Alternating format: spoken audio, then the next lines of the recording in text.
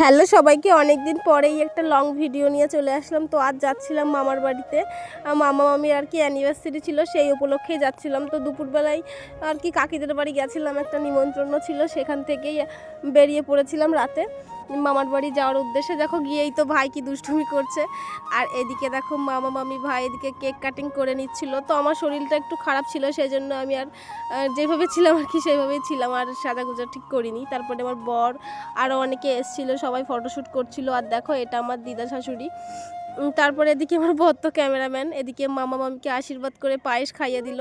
আর বাইরের ডেকোরেশনটাও দেখো কত সুন্দর করেছে।